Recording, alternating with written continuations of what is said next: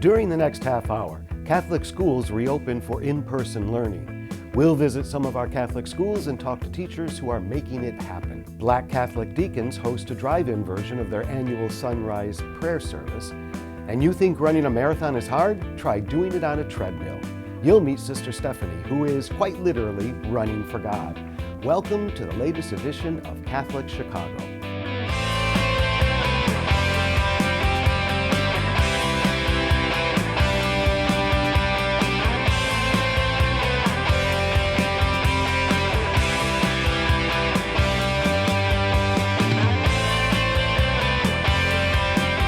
The Archdiocese of Chicago is a vibrant and diverse faith community. We celebrate our faith through worship, evangelization, and reaching out to the needy. Welcome to Catholic Chicago. Hello, I'm Todd Williamson, Director of the Office for Divine Worship for the Archdiocese of Chicago.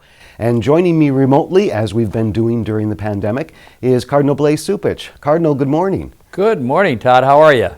I'm well, thanks. I'm well. It's good to talk to you. It's good to hear you. We are going to jump right into one of the most timely topics, and that's schools reopening, Cardinal. With 70,000 students at almost 200 schools, the Archdiocese of Chicago school system is the second largest in the state. Students recently headed back to the classroom for in-person learning. They entered familiar buildings taking new precautions that included wearing masks, temperature checks each morning, and socially distanced classrooms. Cardinal, you saw the reopening in person. How do you think it went? Well, in fact, I visited 3 schools this past week and hope to see what's happening at other schools as the weeks unfold. I greeted students as they came forward. There was a real sense of cheerfulness about them, and also their parents happy to have them back in class. People are working hard to keep everyone safe, and we're going to do our best to make sure that young people are educated but also kept safe at the same time. I know that was terribly important in the school's office planning for reopening. Just a lot of effort went into that, the importance of keeping students and teachers safe.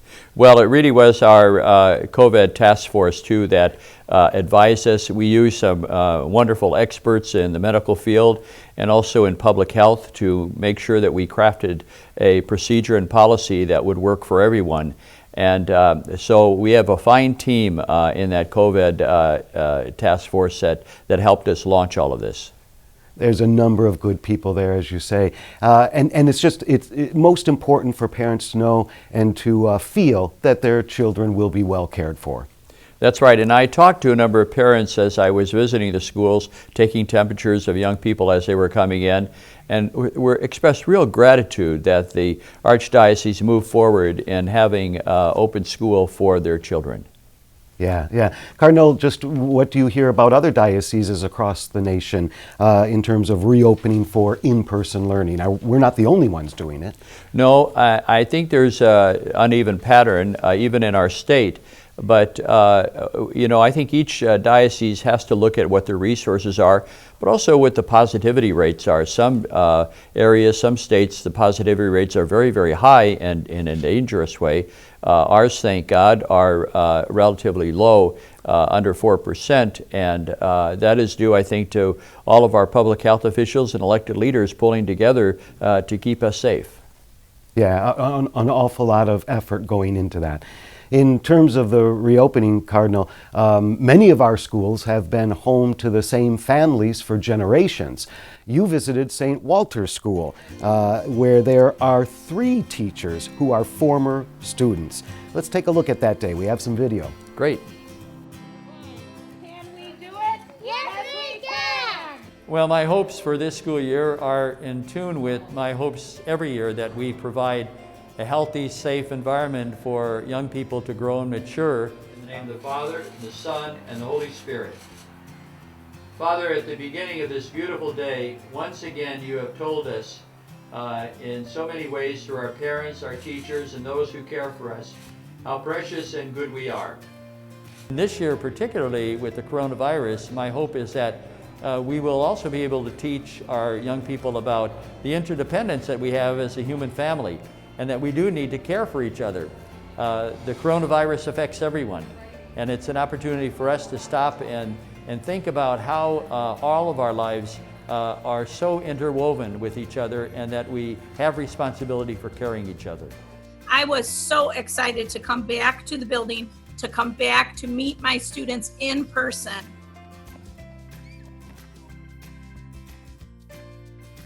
When I actually went to school here, I started in 2nd grade.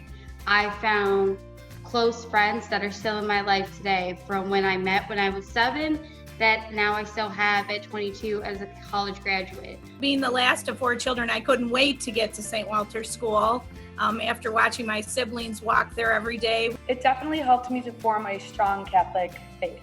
Making faith a very important part of your life, and school a very important part of your life. That it gave me the love of Christ, it gave me the love of learning, it showed me that it's okay to make mistakes and learn from those mistakes. I just kind of tell them that we're all superheroes at the end of the day. We've made it through. We're all doing the same exact thing together. Like, to me, St. Walter's home. Obviously, I'm still here. Our thanks to all the teachers and staff at St. Walter for their hospitality. Here in the Archdiocese of Chicago, we are celebrating Pope Francis's appointment of 3 new auxiliary bishops.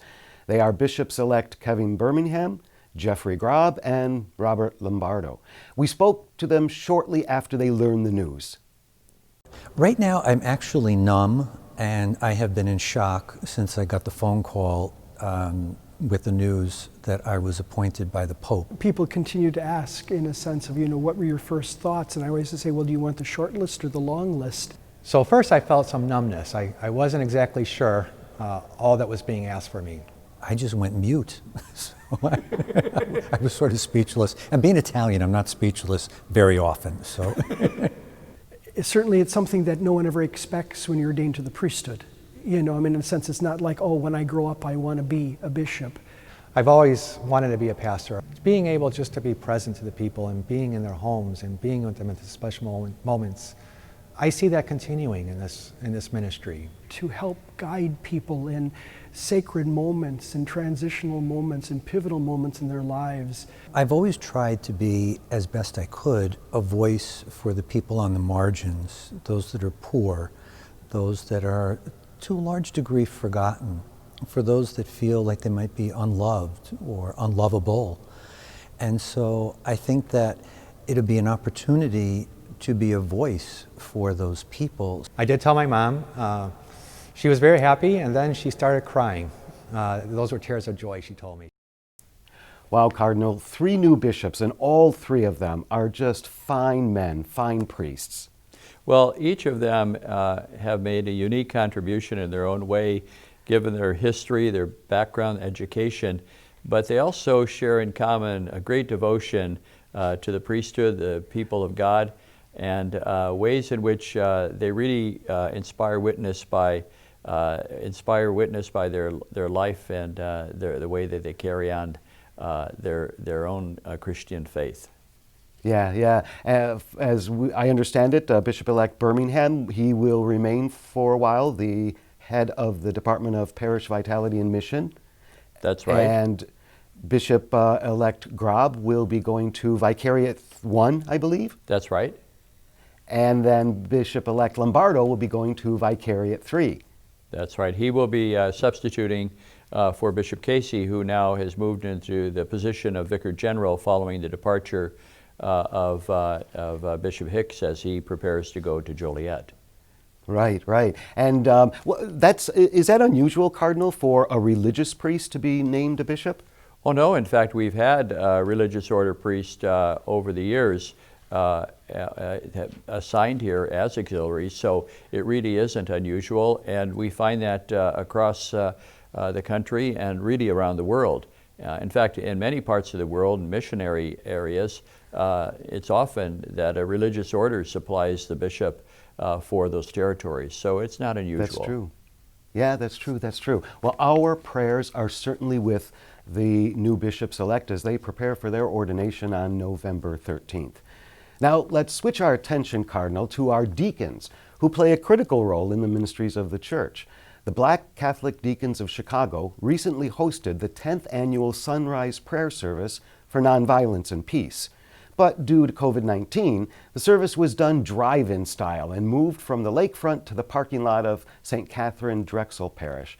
Photojournalist Javier Garcia has highlights of that in this video. Let's take a look. We got some important business going on 90th and Stony Island. Somebody say amen. We're here at St. Catherine Drexel, praising God early in the morning at our 10th year of praying to end the violence. Blessed are the peacemakers, for they will be called the children of God. Since we began this ministry, 5,330 people have been shot and killed. When I lost my direction, you took the ball from the way. You were the fire and light. A lot of people may have lost their faith. We are here today to tell you that the deacons of the Archdiocese of Chicago are no ways tired. Wow, a drive-in service, Cardinal. Usually, as we noted, this is done on the lakefront, but they changed their venue. That's right. Well, we can be very creative when we're faced with new challenges, and that's really the case for so many people here in the Archdiocese. Yeah. And it certainly says something about our deacons here in the Archdiocese, doesn't it? I mean, this is the 19th year, very pointed prayer service for nonviolence. They have quite a commitment to that. They do, and all of our deacons make an invaluable contribution to the life of the church, to their own parishes and the ministries throughout the Archdiocese. We're really blessed to have them, and I'm just so pleased that we continue to have a strong pipeline of candidates moving forward in the program, and we want to encourage that all the more as we make sure that our parishes are properly staffed with competent individuals who can help in particularly the social gospel ministry of the church. And that's exactly what this prayer service is all about, right? I mean, at the heart of the deacon's ministry is to serve the church and the community in which the church is. And they're certainly doing that by this prayer service every year. Well, the deacons so often really have their fingers on the pulse of the people. And that's a great service to me as I make sure that I stay in touch with the real lives of folks, and that's reflected in the ministry of our deacons. They're just so loving and devoted to the people of God, and that makes all of our efforts all the more fruitful and I think successful. I love how you say that they have the pulse of the people and that helps you. In so many ways, that's part of the role of the deacon, to be connected to the community and to be able to answer the needs as they arise, right? That's correct. Yeah. Cardinal, we're going to switch topics here in regard to the fact that we are obviously in an election year, and faith is a guiding force as many make their decisions. Now, the concept from the U.S. Conference of Catholic Bishops is called faithful citizenship. What would you say to the voters out there in regard to faithful citizenship? Well, in fact, let me back up a little bit and remind everyone that the document is not called faithful citizenship. It's called Forming Consciences for Faithful Citizenship. And so the role of the church is to assist people to really discern, with the help of their own prayer life, but also the teaching of the church, what factors need to be taken into consideration as we elect leaders for the future. You know, we put out this document a year all before the election. We always do it every 4 years, a year before the election, so that we have enough time for people to consider all of the different elements as they hear the debates and as they look at the various candidates. But what really is important here is that we keep in mind that the whole context of promoting and defending human life is at the forefront of what we do. And that means, of course, starting with the unborn, but really understanding that while we start with the unborn, we don't end there. We have to take a look at all of the issues in terms of health care, making sure that the elderly are cared for, that we also help to educate society against the death penalty, that we make sure that those who are near death don't have their life taken by assisted suicide. That we also care about the environment, because while the lives issues are very singular in a way, we have to make sure that we live in a world in which life and the health of people is secured by a proper attention to God's creation. So all of those elements have to come into play here, and it's important for people to really consider which of the leaders are going to help us promote and defend human life in all of its aspects going forward. It really is all about justice in all its forms, isn't it? It has to be, because as Cardinal Bernardine said, all of these issues are related in a consistent ethic of life. And we have to keep that in mind here as we choose leaders. Yeah, yeah. And certainly, as we said before, our prayers were with the new bishops. Our prayers are also during this time for all of the candidates and for the election itself. So thanks very much for just that reminder of what it means for faithful citizenship. And of course, the first obligation we have is that people have to vote. We have an obligation to vote. So I would just encourage everyone to register to vote and to vote. Nice. Excellent. Thank you very much for that reminder. While it's the season for election and voting, Cardinal, it's also the season for flu shots, and that's particularly important now. It's more important than ever that people get their flu shots.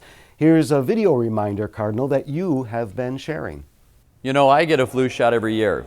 I think it's a smart move to avoid or at least minimize the aches, the fevers, coughs, and fatigue associated with influenza. And for someone my age, I know that the flu can also be very life-threatening. But this year, during the COVID-19 pandemic, public health experts say that vaccination against flu is even more important. Both COVID-19 and influenza can have similar symptoms. We spoke with Dr. Rachel Rubin from the Cook County Department of Public Health for some perspective. If you can imagine getting both at the same time, having an infection with COVID-19 along with having influenza, that the combination could be catastrophic, especially for those individuals that are most susceptible to getting complications from either of those illnesses. Flu vaccination does more than protect your health. It can also guard against overwhelming hospitals and doctors' offices and even laboratories that test for both illnesses. That's why I'm encouraging everyone to take time out for a flu vaccination this year, and to help your family members, adults and children, do the same. Well, it's good to know, Cardinal, that you got your flu shot. It's important this season, probably more than ever, that everybody do so, right? Well, yes, I get one every year, and I think it's important even more this year, given the convergence of the flu season upon us, but also the ongoing pandemic. We could really find a lot of people in trouble by if they in fact get the flu and then their system is weakened and then they're susceptible to getting the coronavirus contagion. And so I think we have to make sure that we keep people safe, and I would just encourage everyone of all ages to get the flu shot this year. Yeah, and particularly with the in-person learning, with the schools, and as society is starting to reopen, and as we continue our efforts in reopening, again, the heart of it is safety for everyone. That's been your message and the message of the Archdiocese throughout all of this, and so it is for just the regular flu season. That's just terribly important, isn't it? Well, it is, and I think that's what's important too, is to keep in mind, even though we don't have a vaccine yet for the coronavirus, as the CDC director said just in recent days, we do have a way to keep ourselves safe by wearing masks, by social distancing and washing our hands. So let's make sure that we keep wearing our mask. If everybody does that, we will be able to get control of this contagion, which we don't have at this point. And so we need to make sure that we wear masks, we social distance, and we have proper hygiene. And certainly that is part of the requirements for the celebration of liturgies in the Archdiocese, for in-person meetings. We really have stressed that in all of our reopening efforts. And I think that that's gone a great deal to help. It has, and We were able to tell the state and local health officials that our protocols for reopening our churches have worked. We've had very few cases, and I think that by taking action in a very swift but also determined way, we're keeping people safe and at the same time able to open both our parishes, our churches, and our schools. Yeah, so just again to our viewers, the importance of getting that flu shot, getting it now. That's right. Cardinal, earlier in this program, we mentioned Father Bob Lombardo and his work at the Mission of Our Lady of the Angels. He has a great staff at the mission, including Sister Stephanie Baliga. Sister Stephanie recently ran a 26-mile marathon in just over 3.5 hours. Now, that might not be anything unusual for Sister Stephanie, except this time she did it on a treadmill. We have some video. Let's take a look. I started running when I was 9, and I ended up being really good. I won 19 conference championships in high school, was recruited to run for University of Illinois. And then I got injured my sophomore year in track, which led me to, long story short, become a nun. And so this injury forced me to reevaluate my life and to really look at what was important in my life, realizing that professional running was not a realistic expectation for my future. I realized how much God was calling me to serve him in his church. And then I came here, and then I started running the Chicago Marathon the year I got here, and it quickly turned into this very large fundraiser for the mission. You got the left. Nope. This is Curtis Baxter right here. I found you. Never kidding. The mission serves the area of West Humboldt Park, and we exist to be a material and spiritual outreach to the neighborhood. So right now during Corona, our main thing is this massively large food pantry. Normally we do a lot of other outreach to the neighborhood. We have a lot of prayer services for the neighborhood, hot meal programs for the neighborhood. Our neighborhood is very torn by violence and poverty, so we exist to try to bring the community to Jesus, be able to provide for their material needs as Jesus would, and then to help them grow closer to Jesus in every possible way. During coronavirus, our food pantry has tripled in size from about 225 families a week to about 700 families a week. We serve everybody who attends the pantry between 50 and 60 pounds of food, or sometimes more, when they come to the pantry, so it's food for a couple of weeks. And we've been very, very blessed to be able to receive so many donations during coronavirus to continue to feed all those people that amount of food. And so we're looking to continue to support that effort with this raising money and also to finish our renovation. We would have had 103 people running in the Bank of America Chicago Marathon to support Mission of Our Lady of the Angels if the Chicago Marathon had not gotten canceled. In April, I was trying to pump the team up, and I said, I'm so confident this race is going to happen that if it gets canceled, I'm going to run a marathon on a treadmill. So then, guess what? They canceled the race. So their Sister Stephanie has promised to run a marathon on a treadmill. So I'm kind of stubborn. I'm not going to back down. So I decided to actually do it. So here I am. I'm running a marathon on a treadmill on August 23rd from 9:30 to 1 to raise money for Mission of Our Lady of the Angels. We'll be using the money to support our rapidly expanding food pantry, as well as to finish our renovation project of our new outreach center to those on the west side. We're still a team, even though the marathon got canceled. We're still raising money. Tons of people on the team are still running a marathon. This is like hopefully a rallying point for the team to get ready for running a marathon in October. All right, we're actually starting, guys. I'm going to be very blessed to be joined by lots of people on Zoom and on social media and things during the actual marathon. Everyone who's watching is welcome to join me. And then I will, yes, be praying, a lot of praying. There'll be a lot of praying going on here. I'm also running in solidarity with all those who have been sick and stuck at home, or in the senior citizens that we've been serving, who a lot of them have not essentially left their houses since March. My goal is just to kind of like power through with Jesus.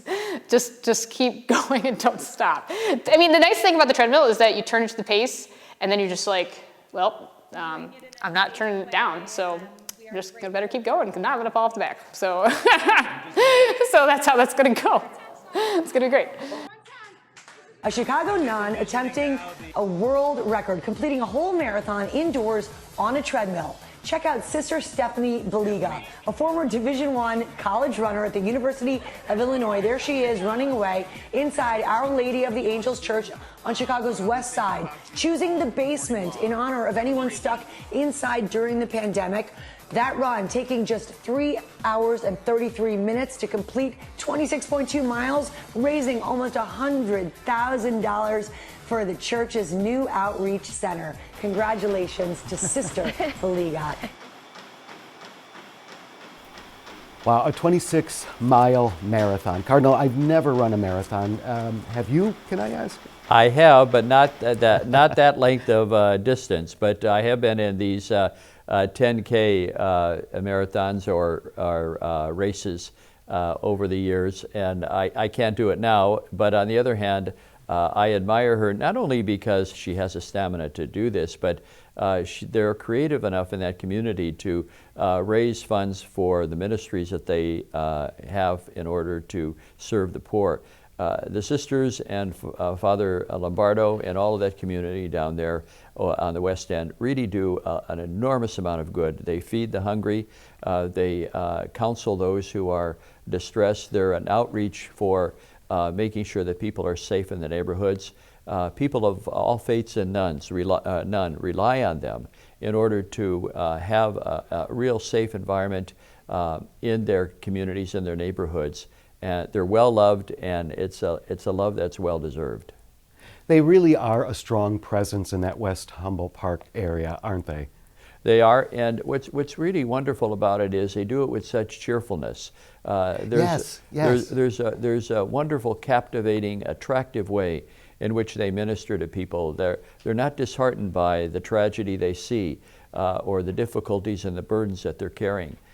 They just seem to be animated by a deep love for God's people and deep love for Jesus. And that is something I think that really should inspire all of us to join in this work. We're also happy in the Archdiocese to have so many people who are working each and every day in other parts of the city. Catholic Charities is doing a great deal, but also through the COVID emergency fund that we put together. We've distributed almost now $5 million. We have pledges of many millions yet to come. People are stepping forward to help. There are ways in which we're helping families bury the dead, in which we're feeding the hungry. All the corporal works of mercy that are known in our tradition are being done because people are stepping forward to be generous to the COVID emergency fund. So I just want to put a plug in for that and all the work that Catholic Charities and our parishes are doing with food pantries and outreach to those who are in need in this very difficult time. The church, the buildings are closed, but the church is open. Let's remember that. Always, always, always, the church is always open. Cardinal, as we close this program, we want to give special thanks to our local television outlets for agreeing to carry Sunday Masses from Holy Name Cathedral through the end of this year. ABC 7 televises the English language Mass that you celebrate at 9:30 Sunday morning. Univision carries our Spanish Mass at 10 a.m., and Polvision airs our Polish Mass every Sunday at 9 a.m. and 3 p.m. Cardinal, thank you very much for being with us. Thanks for all your insights. Thanks for pushing us forward in the pandemic and in reaching out. Thanks for everything. It's been great being with you. Well, thank you. And I just want to put a plug in for people who are celebrating their 50th wedding anniversary that on October 11, we're going to have a celebration for that wonderful accomplishment. It'll be on my Sunday Mass on that day. Wonderful. We'll look forward to that. Thanks, Cardinal, and thanks to our viewers for watching. We'll see you next time on Catholic Chicago.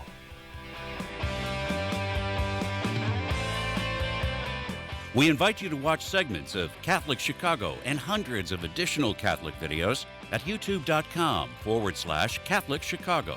Like us on Facebook. Follow us on Twitter.